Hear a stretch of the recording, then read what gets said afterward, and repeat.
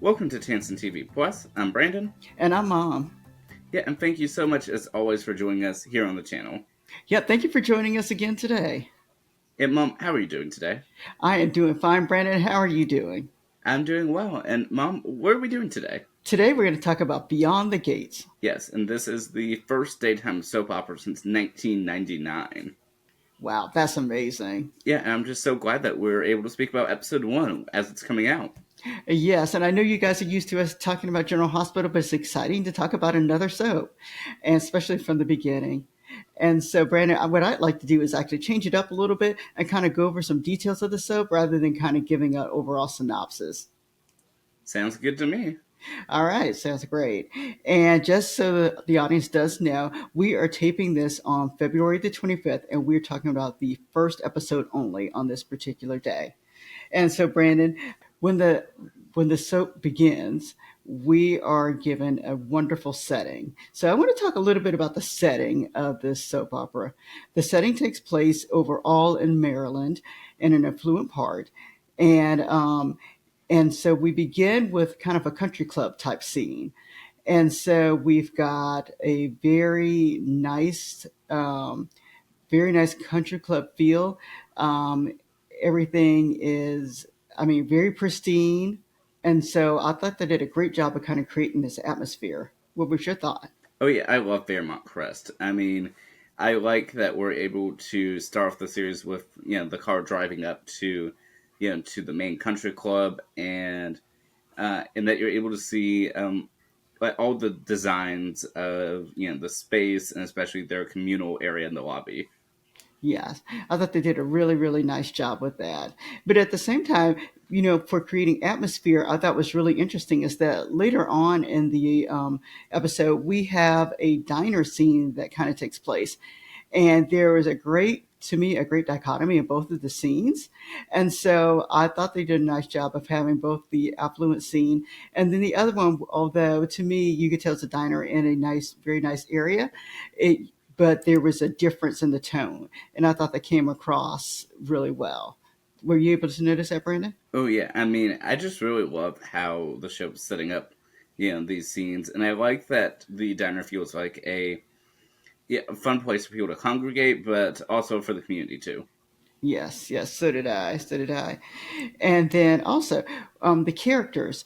Let's talk a little bit about the introduction of the characters. One of the main things that I noticed is that they gave a lot of backstory very quickly in regards to one character, and that character was Danny. Um, Danny is Danny was married for years, and then found out later that her husband cheated on her. And then we find out later on in the episode that her husband cheated all along. But in particular, this time, he cheated on her with her daughter's best friend and is now going to marry this best friend. And so that is the initiating point. And I know it's something we talk about all the time with our initiating points for our series. And so um, for this particular episode, or the series, the starting point really is about Danny and the relationship or past relationship she had with her husband. Yeah, and I thought what was so interesting about that too is not only did the husband have an affair and that she knew that he repeatedly had them, is that it was with the daughter's best friend or ex best friend now. Yes, yes. And they made a point about showing how she was kind of torn and actually very angry with this girl because apparently they must have taken her in at some point. And so, so that was emphasized a lot. And then also, not only do we have Danny, we've learned that Danny, like I said before, comes from a very affluent family, and so she has a sister who's very successful in her career. She's a doctor, and they talked about her book that just came out and things like that. And then her parents are also very affluent, and they all belong to this particular country club. We find out her father is was a senator, and he actually was involved in a movement, I believe in the 70s. And then the children for both she and her sister are they have very nice careers also, or gearing towards that way. And so the family itself is just like once more, just a very affluent family. And even though we do see quite a bit of Danny and her parents, also there is sister Nicole, and and as a psychiatrist, it's interesting because she's sort of repeatedly emphasizing that she is a psychiatrist, even though she takes a back seat in this first episode. Yes, yes, she does. She does. But you could tell their parents are very proud of who they are and who they've become and the whole family and that they all stick together. What we're left with is our secrets. And that's one of the things I thought was interesting because, every soap opera has secrets. And so in this first episode, in my eyes, I was looking to see what kind of groundwork they were kind of laying for the secrets of storylines of what could be taken further. And so the first person who stood out to me was Vernon, who's the father of the two girls, and and so because the way he appears to be a character who was very devoted to his family. However, they allude to secrets that everyone has, and so I would like to see what secrets he has. I would like to know if he has any other children out there that no one knows about. What has he done? Because he appears to be very sweet, and he's the senator. He was a senator that everyone kind of looked up to. Brandon, what were your thoughts about Vernon? Oh, I liked him as as a character, and what I thought was interesting is that they established that he truly is well known within the community. They had one of his sort of fans from his time in Congress, come up to speak with him, and I feel like that's a hint to something, that not only is he well known, but maybe those secrets will come unlocked, or maybe he had a different relation to his fans that people don't know. Yeah, and that's what I was kind of thinking too. And I thought it was interesting that they let him be introduced in the diner rather than in the country club with everyone else. And so, yes, it'll be interesting to see. And then he also has a grandson who looks up to him. But to me, that looks like there's a little bit of jealousy in there. I'm not quite sure if we even know what the grandson's name is at this point. I know they referred to him as Congressman Richardson, but I cannot remember what his true name is. But you could tell that he looked up to his grandfather, but at the same time, you could tell there might be a little jealousy. So I can't wait to see what kind of storyline he has going on in the back burner. All right, Brandon, what did you think about this particular grandson? Yeah, I definitely think something's coming up, and I know that we're mentioning secrets a bit earlier, and to me, again, we just met this character for the first time, but I my hunch is that perhaps some of his secrets are a bit manufactured to get some attention away from his grandfather, because people aren't really noticing him. Yep, and that's probably it too. And then we have Anita. And now Anita is the mother of Danny and Nicole. And she is very poised. And so I kind of think she has a little backstory herself, too. It'll be interesting to see what kind of backstory they give her. So I can't wait to see what happens there. What were your thoughts about Anita? I like that she has a commanding presence, but that she doesn't need to say a thing to have that presence. Yep, very true, very true. And then this is going to sound odd, but the person who's kind of intriguing me the most is actually Derek, who happens to be the boyfriend or husband, I'm not sure, of Ashley, the new nurse. I'm not sure what's going on there because I was trying to figure out what their point was in the whole first episode. And so, because I couldn't figure out their point, I'm intrigued by them. What were your thoughts? Yeah, I mean, I'm intrigued by the both of them. I mean, both of their plots seem completely separate from everyone else, and they're the only ones to have that sort of distant aspect for the whole first episode. So, to me, something has to be up with them, and so we do establish that hospital early, and so I'm curious as to the relation to the rest of the plot. Yeah, I really am too. And then something else I noticed, and I'm sorry if I missed this, but I noticed that Nicole's husband was missing, or at least he was not seen. Brandon, did you see Nicole's husband? Not to my knowledge. Yeah, so not to our knowledge do we know if he was there in the first episode. And so I would like to see who this guy is and what he does. So I would love to see that. Let's see. And then also, and yes, I did have to take notes, everybody.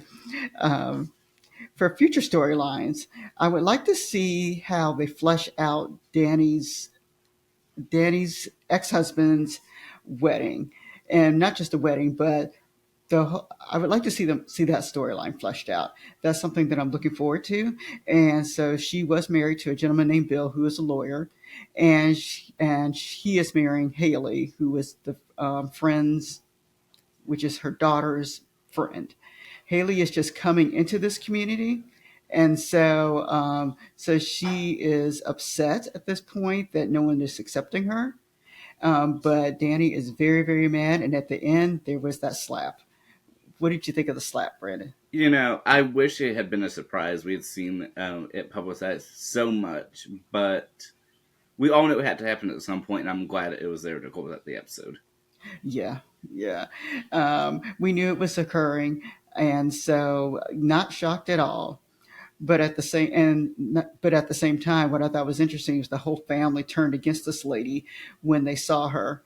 So she's going to stand out. So it'll be interesting to see what they're going to do with that particular character. And then the other storyline that I want to see fleshed out is the grandson storyline. I kind of mentioned that before, and just because to me he was kind of intriguing to listen to, and because he was looking up to his grandfather, and the fact that he did not. He's trying to make a name for himself. So I'd like to see what he's going to do to try to do this and what devious thing he's going to do at the same time. All right. And then, Brandon, will you keep watching? Oh yes, I'm very intrigued to see where this is all going. But a character that I actually want to note that I thought was interesting was the real estate agent. Oh yeah, yeah. Go ahead, Brandon. Tell us why you were intrigued by her. What I find interesting about her, and Mom, do you have her name written down? I don't. Well, I'll keep looking for it. Go ahead. Well, one of the reasons as to why I'm intrigued with her is that she seems to have an in with the community and is friends with the Dupree family, but she will also do whatever it takes to sort of get work. And so she was working sort of with the enemy, so to speak. But as soon as she was able to tell, she told the family that what she's been doing. So I think she's a character that I'm intrigued to see what happens. But going a little bit further too, I'm kind of actually intrigued to see what Nicole's up to. Yeah, because she is so quiet and such the good person, or at least the perception is at this point anyway, that yeah, so it's kind of like what else is going on with her? And the realtor's name is Vanessa. I did find that. Wait, well, I'm excited to see what Vanessa is up to, and if she has any relation to anyone else in the show.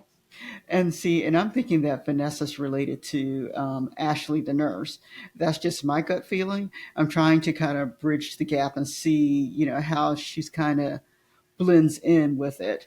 But yes, and then the theme song, Brandon.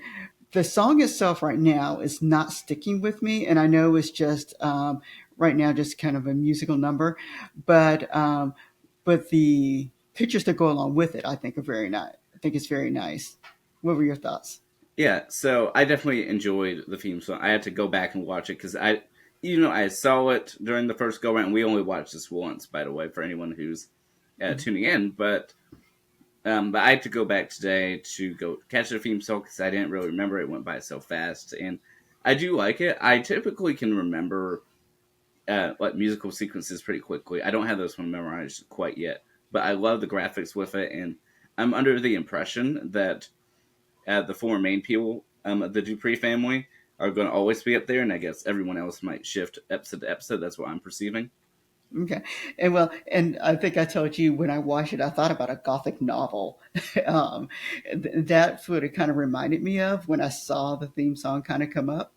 But yeah, so you're right. We'll have to see whether or not they change the sequences a little later to see whether or not they include some other people in the theme song itself. Because I really was surprised with the small amount of people that they actually showed in the theme song. But I love that they have their names. Yes, that was very nice. I do like the fact that they had their names on there.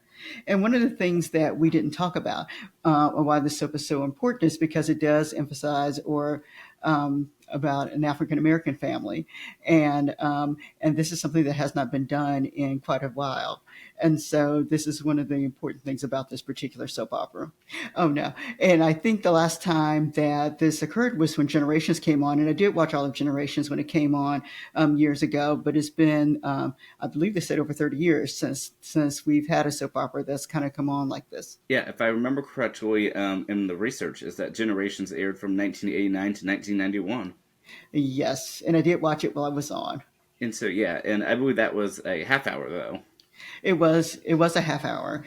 So, yeah, so this one's making history as the first 1 hour one to do it. And I should note that what's a little bit unique about Beyond the Gates is that it's produced in part by CBS Studios, NAACP, and Procter and Gamble is returning back to soap operas. Oh wow, that's really interesting. Yes, I will say this, Brandon. I'm looking forward to seeing Kevin slash I'm not sure what his name is on this show. As a General Hospital fan, of course, I was surprised to hear that Kevin has a new gig and that he is playing on Beyond the Gates. And so I look forward to seeing John Lindstrom come on and to see what character he's going to portray. Yeah, and I do remember, even though we didn't see him in this first episode, I believe his character's name is Joey Armstrong. Okay. All right. Well, I look forward to seeing Joey come on. And I look forward to actually continuing watching Beyond the Gates. We will, of course, talk about this one a little later in more great depth when we see the whole week, and that will come out probably early next week. Well, I look forward to that. And, Mom, is there anything that you predict is going to happen before this week ends out? You know, that's a good question, Brandon. I just don't. I just foresee anger with Danny. I foresee Nicole having a secret that we don't know about. I foresee Haley just trying to figure out how to fit in. I see Bill as being a little bit conniving, nice but conniving, if that makes sense. I want, like as I mentioned, I want to see the storyline with this nurse because that was to me she just did not blend in. And then, but at the same time, when she made it to the hospital, a gentleman came up and spoke to her. I was intrigued by him. I don't know who he was, but I was intrigued by him. And then we also have this police officer. We have all of the children of Nicole and Danny that they need to explore. And so I'm looking forward to see how they kind of blend everyone together and kind of branch out into their own storylines. And so I'm looking forward to this new beginning. I am as well. And do you think the wedding will happen before this week's out?